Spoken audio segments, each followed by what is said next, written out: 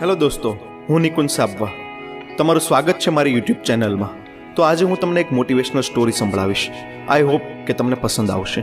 આજે અપેક્ષા love marriage કરીને પિતા પાસે આવી અને કહેવા લાગી કે પાપા, મેં મારા પસંદગીના છોકરા સાથે લગ્ન કરી લીધા છે. અને પિતા ખૂબ જ ગુસ્સામાં હતા, પણ એક સમજદાર વ્યક્તિ હતા. પિતાએ બેટીને એટલું જ કહ્યું કે મારા ઘરેથી જતી રહે. દીકરી કહે છે, પપ્પા, અત્યારે એની પાસે કોઈ કામ નથી, અમને થોડો સમય રહેવા માટે આપો, પછી જતા રહીશું. પરંતુ પિતા કાંઈ જ સાંભળવા તૈયાર ન હતા અને ફાઇનલી અપેક્ષાને ઘરેથી બહાર કાઢી દે છે. થોડા વર્ષો પછી અપેક્ષાના પપ્પા મૃત્યુ પામે છે. દુર્ભાગ્યવશ જે છોકરા સાથે અપેક્ષાએ લગ્ન કરેલા એ પણ એને દગો આપે છે. અપેક્ષાને એક રેસ્ટોરન્ટ હતી, એનાથી જ તે પોતાની આજીવિકા ચલાવતી હતી. જ્યારે એને ખબર પડી કે હવે એના પિતા આ દુનિયામાં નથી રહ્યા, અપેક્ષા મનમાં ખુશ થાય છે અને બોલે છે, સારું થયું મને ઘરેથી કાઢી, દુનિયાની ઠોકરો ખાવા માટે એકલી છોડી દીધી. મારા પતિના છોડ્યા પછી પણ મને ઘરે ના બોલાવી. હું અંતિમ યાત્રામાં પણ નહીં જાઉં. પરંતુ એના મોટા પપ્પા કહે છે, અપેક્ષા, છેલ્લી વાર જઈ આવ. જવાવાળી વ્યક્તિ તો જતી રહી, હવે એના જોડે દુશ્મની કેવી? અપેક્ષા હાના કરે છે, પરંતુ થોડી વાર વિચાર્યા પછી કહે છે, હું જઈશ. જોવું તો ખરા, જેણે મને ઠુકરાવી એને મર્યા પછી કેવી શાંતિ મળી. અપેક્ષા ઘરે આવી તો અંતિમ યાત્રાની તૈયારી કરતા હતા, પરંતુ અપેક્ષાને કોઈ દુઃખ ન હતું. એ તો એના મોટા પપ્પાના કહેવાથી જ આવી હતી. હવે અપેક્ષાના પપ્પાની અંતિમ યાત્રા શરૂ થઈ, પણ અપેક્ષા તો દૂર જ ઊભી હતી. બધું જ પૂરું થઈ ગયું અને આજે અપેક્ષાના પિતાનું 12મું હતું.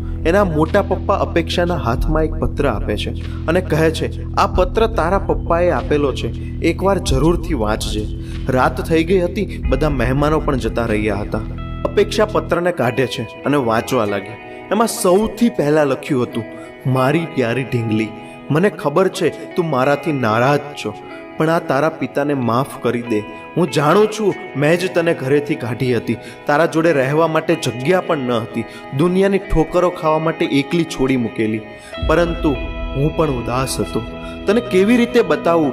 યાદ છે જ્યારે તું 5 વર્ષની હતી ત્યારે તારી માતા આપણને છોડીને જતી રહી હતી?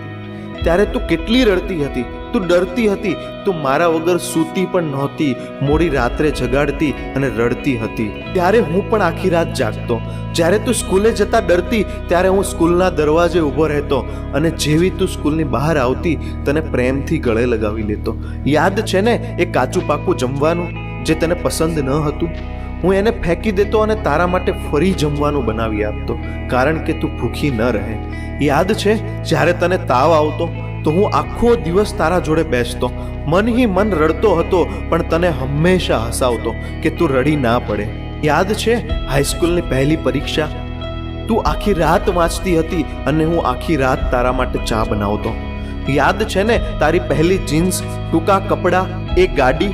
પૂરી સોસાયટી એક બાજુ હતી કે આ નહીં ચાલે, છોકરી ટૂંકા કપડાં નહીં પહેરે, પણ હું તારી સાથે હતો. કોઈને તારી ખુશીમાં અડચણ ન આવવા દીધી.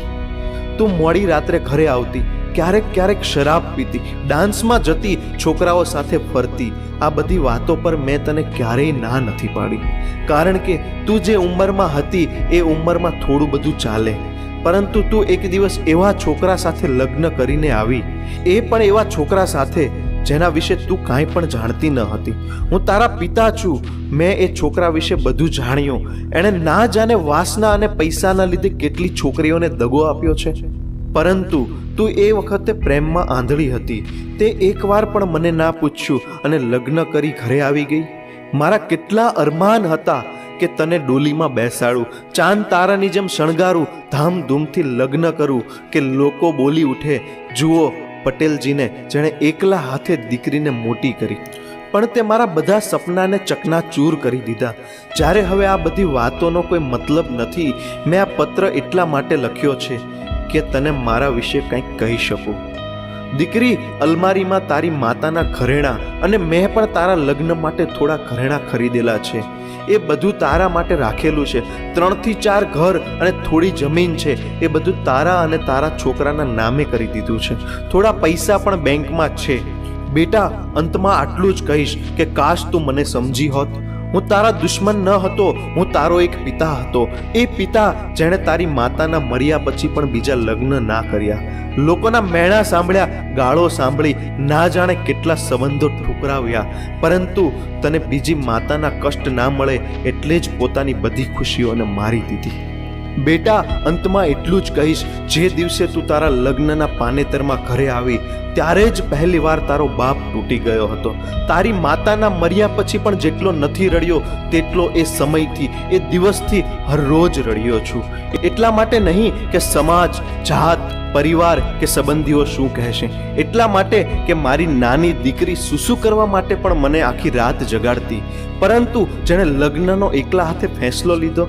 બેટી, હવે તું પણ એક માં છો, ઓલાદનું દર્દ અને ખુશી તું પણ જાણે છો. જ્યારે દિલ તોડે તો કેવું લાગે છે હવે તું પણ મહેસૂસ કરી શકે છો. પરંતુ હું ભગવાનને પ્રાર્થના કરું છું કે તને આ દર્દ ક્યારેય ના મળે. એક ખરાબ પિતા સમજી મને માફ કરી દે બેટા. તારા પિતા સારા ન હતા જેને તે આટલું મોટું દર્દ આપ્યું. હવે આ પત્ર અહીં જ સમાપ્ત કરું છું. મને માફ કરી દે બેટા. અને પત્ર સાથે એક ડ્રોઈંગ હતું જે ખુદ અપેક્ષાએ બાળપણમાં બનાવેલું. એમાં લખેલું હતું, આઈ લવ યુ પાપા. અપેક્ષા રડી રહી હતી ત્યારે જ એના મોટા પપ્પા આવે છે. અપેક્ષા રડતા રડતા બધું સંભળાવે છે, પણ એક વાત એના મોટા પપ્પા કહે છે, અપેક્ષા, તને રેસ્ટોરન્ટ અને ઘર ખરીદવા માટે પૈસા મેં નહીં પરંતુ તારા પિતાએ જ આપેલા. કારણ કે ઓલાદ કેટલી પણ ખરાબ હોય પરંતુ મા બાપ ક્યારેય ખરાબ નહીં હોય. ઓલાદ ભલે મા બાપને છોડી દે પરંતુ મા બાપ મર્યા પછી પણ સંતાનોને આશીર્વાદ આપે જ છે.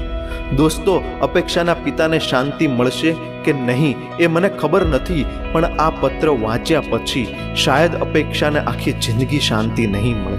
અંતમાં દોસ્તો એટલું જ કહીશ કે લવ મેરેજ કરવા કોઈ ખરાબ વાત નથી, પરંતુ માતા પિતાને હંમેશા સામેલ કરો તો સદાને માટે સારું રહેશે. કારણ કે જો પથ્થરમાંથી પણ પાણી નીકળતું હોય તો એ તો મા બાપ છે. ક્યાં સુધી નહીં માને? દોસ્તો, દરેક મા બાપની ઈચ્છા હોય છે દીકરીને પોતાના હાથથી ડોલીમાં વિદાય કરવાની. જો થઈ શકે તો એને એક સપનું ના રહેવા દેશો. સદા મા બાપનો આદર કરો. દોસ્તો, અગર આ કહાની તમારા દિલ સુધી પહોંચી હોય તો લાઈક, કોમેન્ટ અને શેર જરૂર કરો. અને ફેસબુક અને વોટ્સએપ પર ફરતી કરો. ખૂબ ખૂબ આભાર.